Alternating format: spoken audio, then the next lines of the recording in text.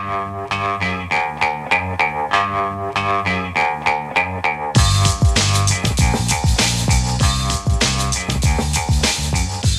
Lehrer on WNYC. Good morning again, everyone. So if you've been listening to On the Media the last few weeks, Season 2 of the miniseries, The Harvard Plan. By way of background, in Season 1, they explored the history of how the political right has been at odds and at times trying to dismantle the credibility of institutions of higher education. Made in partnership with the Boston Globe, the series focused on the tenure of Harvard's first black president, Claudine Gay, and how she was pushed out of her position in the wake of the protests against the war in Gaza.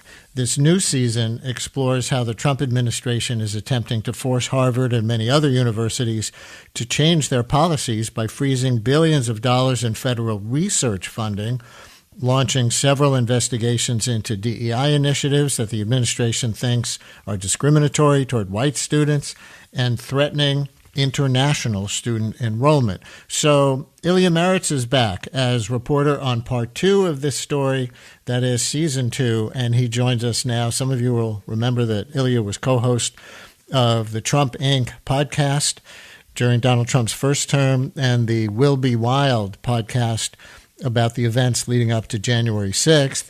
Now he's with the Boston Globe and doing this series for the Globe and OTM on the media. Hey, Ilya, welcome back to WNYC.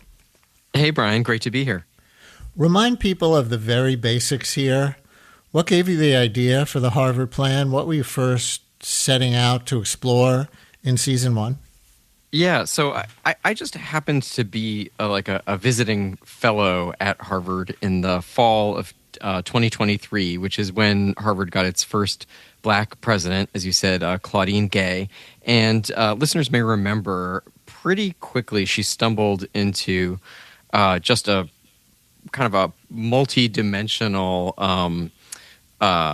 miasma of crises. It kind of kicked off with the October 7th attack by Hamas on Israel and a Harvard student group's, I think, ill-advised and very intemperate and insensitive response to that attack. And it just sort of spiraled from there to include questions around race and affirmative action and anti-Semitism, of course, and eventually Claudine Gay's own scholarship. So I went to the Globe after finishing that fellowship and made a podcast miniseries sort of about this, because I was interested in the idea that anybody really cared who was the president of a college or university. It's very rare that a university president is somebody whose name is known, much less becomes a focal point for so much attention as Claudine Gay did. That was the first season of the Harvard Plan about a year ago. The second season, the one that I've just brought out, really sort of answers some of the questions that we posed in the first season. What is this all about? Why the sudden focus on higher education? It's not like it's never been a focus before, but it hadn't been a particularly politically salient issue for a long time. And all of a sudden, all this heat on universities, and we see now with Donald Trump being reelected, coming in, fulfilling a lot of his campaign promises. He campaigned on the idea that he was going to take, kind of teach universities a lesson. And very quickly on coming to office, he attempted to do so through a variety of means, including withholding scientific research grants. We have a couple of clips from your Season 2 as conversation starters here. I'm going to set up the first one now. On this one, we're going to hear how on the political right there's been a growing chorus of voices that says Harvard and other universities are promoting liberal views while silencing conservative views. So in episode 1 of this second season, you spoke with Kit Parker, a Harvard bioengineering professor who voted for Trump twice. And as you note, when he voted for Trump in 2024, Parker, as a Harvard professor, was hoping Trump would take a look at universities. Listen. We're unable to complete our mission by hosting debate and thoughtful discussion about the issues of the day represented by both sides. We continue to lower standards for admissions and scholarship and the integrity of scholarship. Between the ever-expanding bureaucracy and the leftward drift of campus conventional thinking, Kit felt stifled. We had spent 10 years talking about diversity, equity, inclusion, while we were aggressively excluding or silencing conservative voices on campus. Harvard should be like an intellectual cage match. Intellectual cage match, that critique coming from a Harvard professor. And Parker isn't talking in the abstract. You report, Ilya, about how his course on policing was canceled in 2021 and how he was investigated by the university. So tell us more about Professor Parker's experience and why you included him in your reporting. First off, I want to say Kit Parker is a fascinating guy. I went to visit him in his lab on a Saturday morning at 8 a.m., and he'd already been up for several hours, done a workout, and taken a meeting. He is in the Army Reserves, and you can kind of hear that, I think, in some of his word choices and his cadence. And he's a professor of bioengineering. Don't ask me exactly what that entails, but it's very complicated.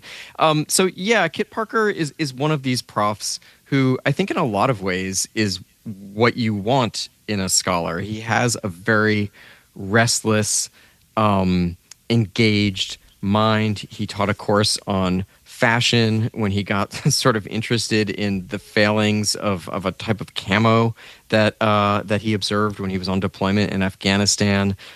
He has a patent for like a smoker, like a barbecue smoker. So he's a very, very interesting guy. And one of the things that he got interested in was how some battlefield techniques used by the U.S. military in Afghanistan were being applied in Springfield, Massachusetts, which is a pretty poor, pretty troubled city in the western part of the state.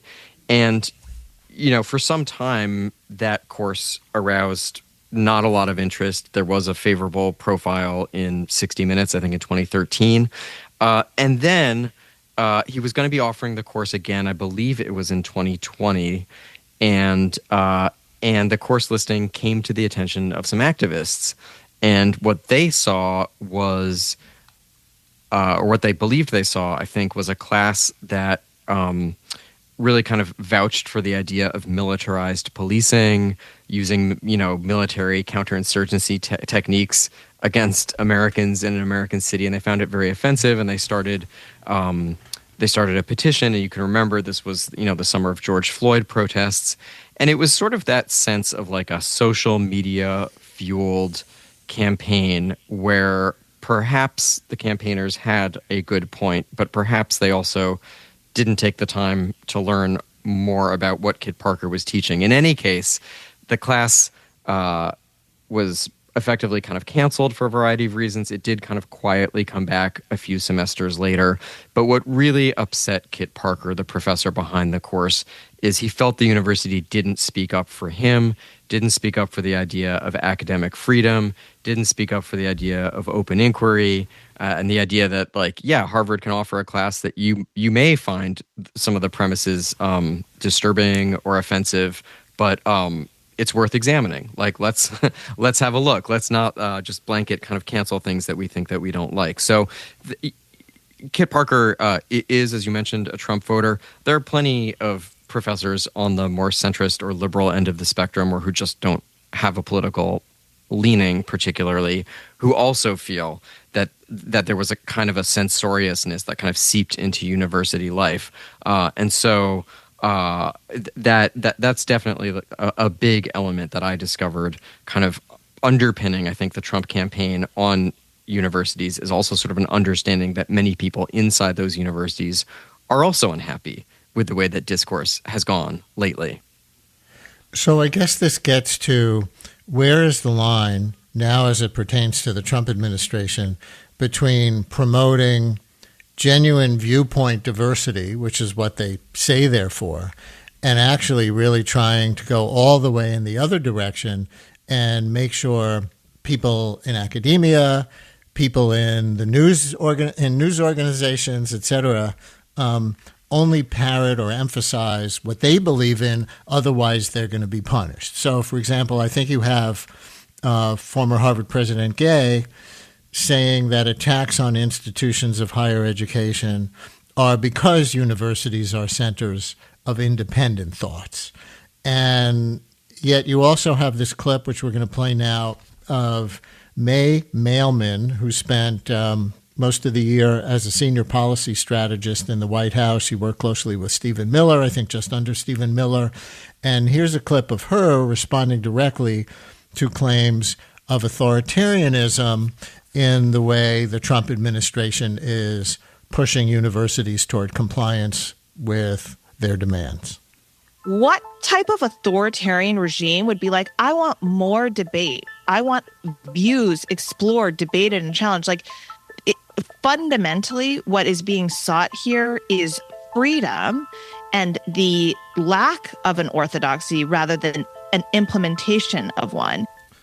I love how she travels around with those chimes wherever she... I'm kidding. Part of the original soundtrack, by the way, we might say, written for the Harvard Plan, wasn't it?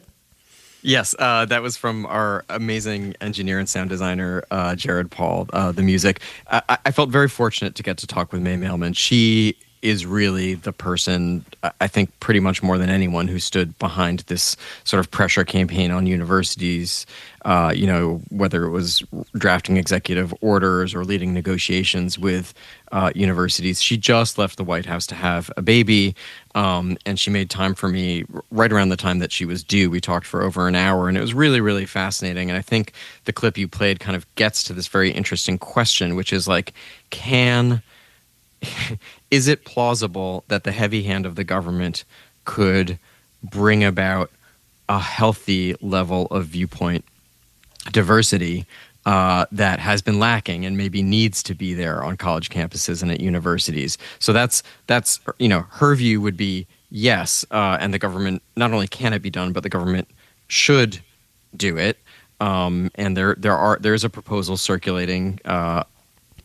They call it basically the Trump Compact, which would require universities to assess the political leanings of faculty, staff, and students and report on that. So chew on that for a moment. Really, on the other end of that discussion would be somebody like Princeton President Christopher Eisgruber, who finds that totally macabre, thinks it's a gross overstepping of bounds, and would really say, actually, believe it or not, and contra what's being said about universities, colleges and universities are some of the last places where reasonably good, reasonably high level debate does sometimes happen. I feel like the kind of hidden imagined villain kind of like hovering over my whole inquiry was kind of the way that social media has changed discourse in this country, and particularly the way in which it has gotten into the discourse around higher education, where, social media moves fast, it rewards virality, it rewards emotion, and the academy is supposed to be the exact opposite. It's supposed to be the place where everything moves slow, it's deliberate, there's peer review, that we don't do mobs. So it's just been an absolutely fascinating subject to delve into.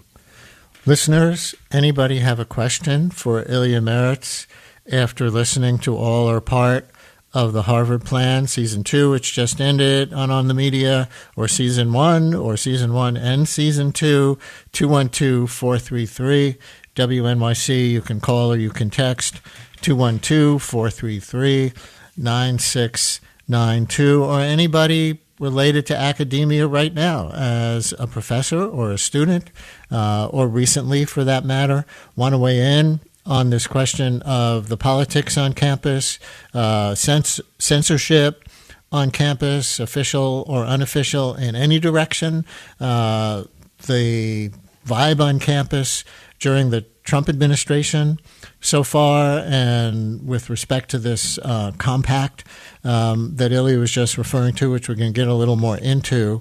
So diversity of viewpoint, welcome here, 212-433 WNYC, and any questions for Ilya, 212-433-9692. Here's a question that really goes back to Season 1 about Claudine Gay, the former president of Harvard, and I wonder if I don't remember if you drilled down on it this deeply, but when she was testifying with the other Ivy League university presidents, and Republican Congresswoman Elise Stefanik asked her about the killing of African Americans. And the president answered the same way that she went on to answer the Intifada questions. This is how the listener is writing the text, and concludes, it was a setup. Did you drill down to that degree?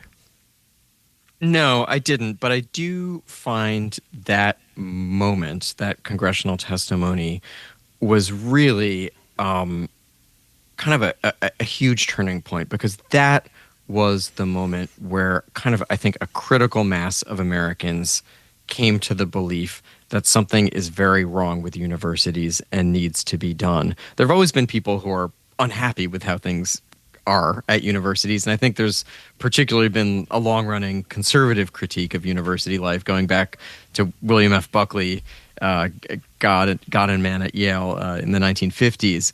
I think what October 7th and the aftermath and that congressional testimony in 2023, that was December 2023 with Elise Stefanik, what that did was really kind of gel in people's minds the idea that something is seriously wrong here and, is maybe worth the government getting involved to the degree that it now is. I also want to say, part of how I view my job as a journalist is to mark changes. We live in a fast-changing world, sometimes a world where things change so fast that it's kind of dizzying, and it's worth remembering that, not only did we not pay very close attention to who was leading our colleges and universities until very recently, it was also unthinkable that an individual college or university could be singled out by the government in the way that Columbia was, and later Harvard and UVA and several other schools. It was inconceivable that cancer research or Alzheimer's research could be kind of turned into an improvised weapon, basically, to try to bring about changes at these universities. So part of what I'm trying to do with this series is just show how much the standards have changed, how much what is acceptable or imaginable has changed in a very, very short period of time. And one of the most interesting things to me in season 2 was your focus on Jay Bhattacharya last week, who is the head of NIH now, right? The National Institutes of Health. And you spoke to Ashish Jha, who some listeners may know that name. He's been a guest on this show more than once, really during the pandemic as a public health expert. He's the dean of the public health school at Brown. He was in the Biden administration as a public health official, and he knows Jay Bhattacharya and considers him to be an earnest person who really cares about public health. But he took this job with the Trump administration and has been involved with eliminating so much funding for medical research, which was his field, medical research. And Ashish Jha, to my ear, Ilya, sounded tortured about this. He really wanted to still believe that Jay Bhattacharya is a person of goodwill, but here he is out there not contradicting some of the, let's say, wackiest things that RFK Jr. might say, and cutting funding to his own field, which we could say is crucial to humanity, medical research. Can you talk about that? Yeah, Jay Bhattacharya is a absolutely fascinating figure. He's a double degree haver. He has a medical degree, and he also has an economics PhD, and his specialty has been healthcare economics for many, many years. He's highly credentialed. Nevertheless, it's pretty much inconceivable, or would have been inconceivable, that he would have become the director of the National Institutes of Health until very recently. So his qualifications, I would say, are he's highly credentialed, and he has the correct politics. And he really kind of came to public attention. He really emerged as a public figure during COVID. He was one of the 3 original signers of the Great Barrington Declaration, which basically called for herd immunity. and following herd immunity to get most people kind of back to work, back at school, back in everyday life, except for the elderly and the immunocompromised. Meaning largely let the COVID-19 virus spread. It will take the lives that it takes, but it'll get society back to normal more quickly. Yeah, I mean, their view was that for people who are not immunocompromised or not elderly, we could just basically let the virus spread, and that more harm was being done, particularly with schools being closed or being online. More selectively shut things down or vaccinate. Go ahead. Interestingly, people like Ashish Jha would now concede that there was probably some truth to that and that he probably got shut down too hard. Excuse me. But Jay Bhattacharya's radicalization story is that when he started speaking out, he started getting a lot of blowback inside his own university, which was Stanford, from the then leaders of the public health establishment saying we need like a swift and devastating takedown of this way of thinking. Excuse me. So the other thing that's really fascinating about Jay Bhattacharya, which I delve into in the episode, is he was mentored by Alan Garber, who's the current president of Harvard.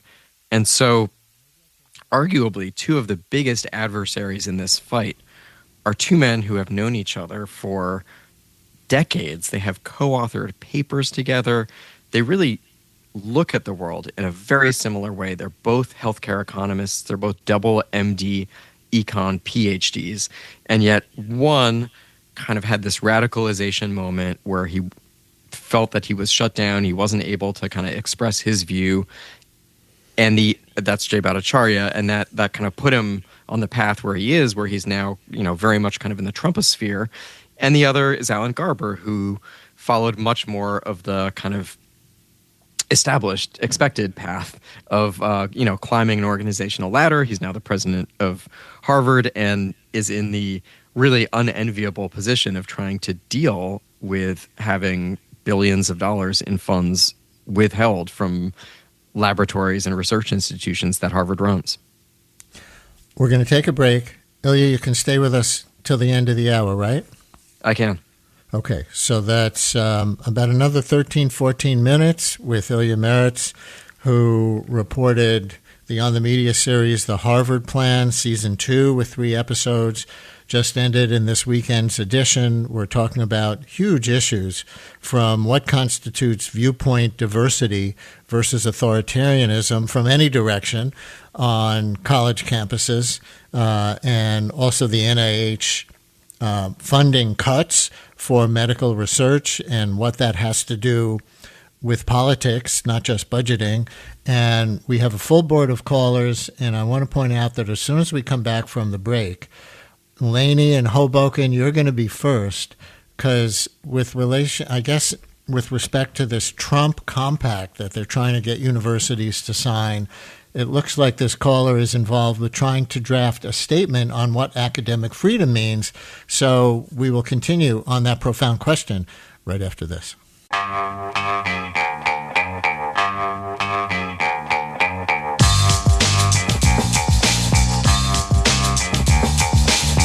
Brian Lehrer on WNYC as we continue with Ilya Meritz, who reported and produced Season 2 of the Harvard Plan about the Trump administration and higher education. And Laney in Hoboken, you're on WNYC with Ilya.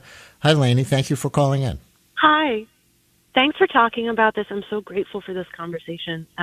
Just real quick, I'm with a bunch of other professors at my university's Stevens Institute of Technology, and there's a huge diversity of political leanings, more so I'd say than on most campuses. Like there's from super lefties to super conservatives and Trumpers. There's such a big diversity in students and faculty that we decided in wake of all this, we want to actually be very concrete and draft our own definition of academic freedom to put in our handbook, our faculty handbook, and to show our students.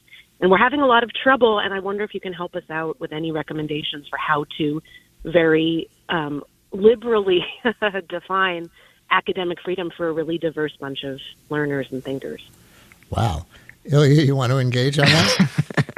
Gosh, I'm not sure if I can quite take that on. What are the stumbling blocks, though? I'm curious.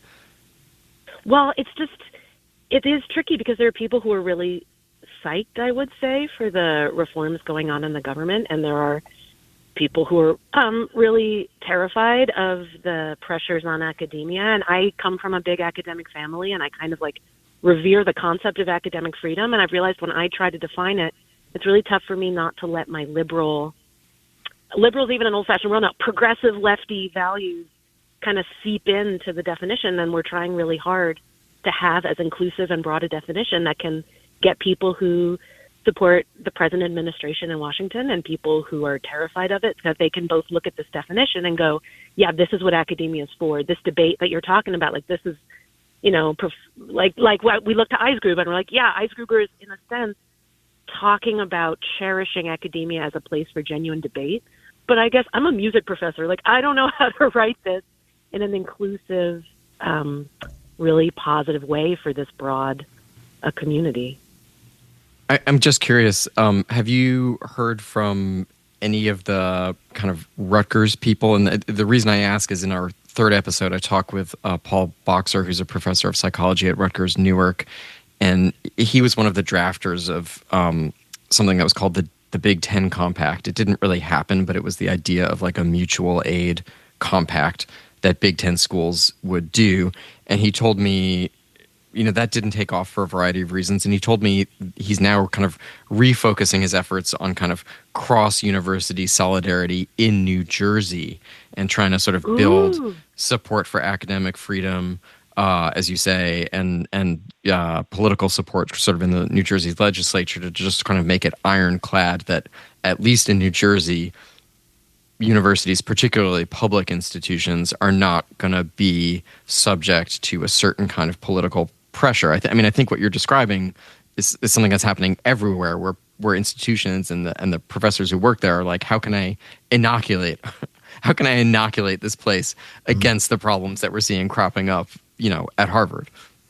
Lena, I hope that's somewhat helpful. And I heard you perk up there when he mentioned that it's kind of a New Jersey-wide effort since you're at Stevens. So I hope that's helpful. We're going to go to another New Jersey caller, a community college student in Newton. Joanne, you're on WNYC. Thank you for calling in.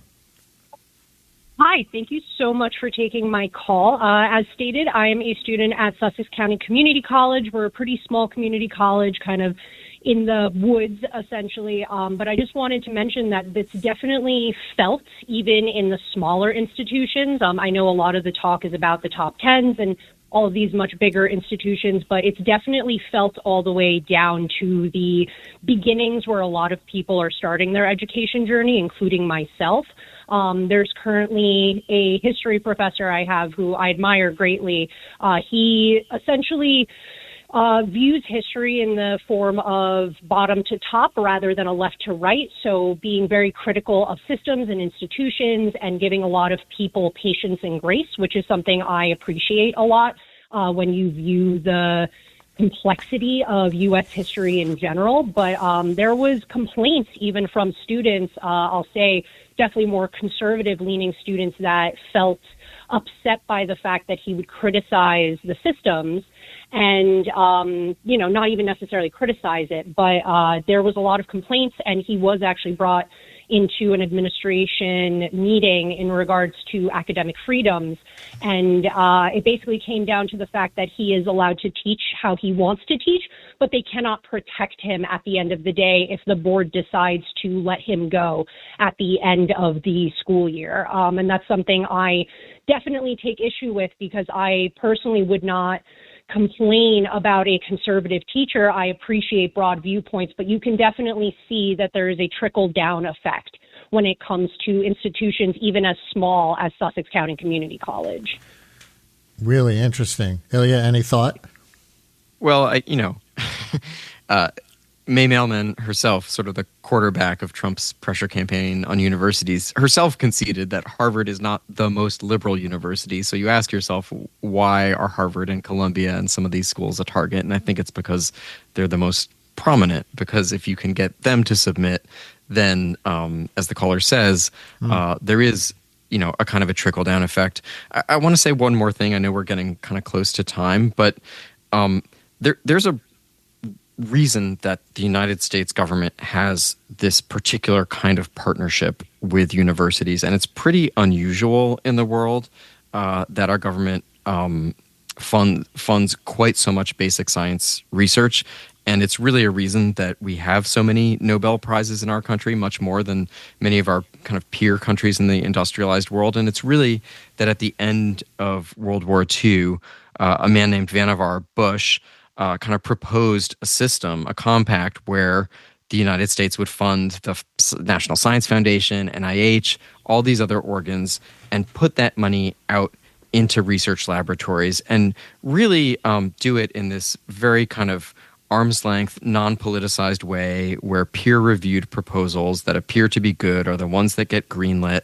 And in his view, universities should be independent. They should be independent, equal partners of the government. And so what I really learned, if I had one takeaway from doing this series, it's that the Trump approach, which they're trying to pull off, but it's not completed yet, is a very significant revision of that compact. And it says, no, universities are a junior partner to the government, whether they're public institutions, private institutions. If they get this kind of government money, they are subservient partners. It is a contract relationship, and the dominant partner in the contract is the government. And that looks a lot more, whether you think this is actually authoritarian or not, that looks a lot more like what happens in authoritarian countries. I'll note that Ilya mentioned that he sees the clock and how much time we have, because in his previous life, Ilya Meritz started at WNYC as a Brian Lehrer show producer behind the scenes, I will say with extreme pride, before he went on to be one of America's leading on-air journalists in the medium of audio. So congratulations on everything you've accomplished, Ilya. Thanks for getting me started, Brian. But to finish on the thought you were just making, we have two texts that kind of counterpose each other. One on the right says, sounds like a bunch of snowflake fascists are mad because they can't repress the population anymore with their propaganda. And the other one says, how is it punishment to deny medical research to Harvard? Don't they argue back that Republicans get cancer too? And you asked that question explicitly yesterday. Even if anti-Semitism was generally the target, repressing anti-Semitism, how does denying medical research relate to that? Don't Republicans get cancer too? We have literally 15 seconds. Yeah, I mean, the administration would say if you're not laser focused on fighting anti-Semitism, how can you also be a great research institution? I found it. I didn't quite follow the connection, and I think a lot of damage will be done along the way to critical research if this goes on for very much longer. Ilya Meritz, host of the On the Media miniseries called The Harvard Plan, all 3 episodes of season 2 with the Boston Globe now. With the Boston Globe and the Boston Globe, wherever you get your podcast. Ilya, thank you so much. Thank you so much, Brian. It's been such a pleasure.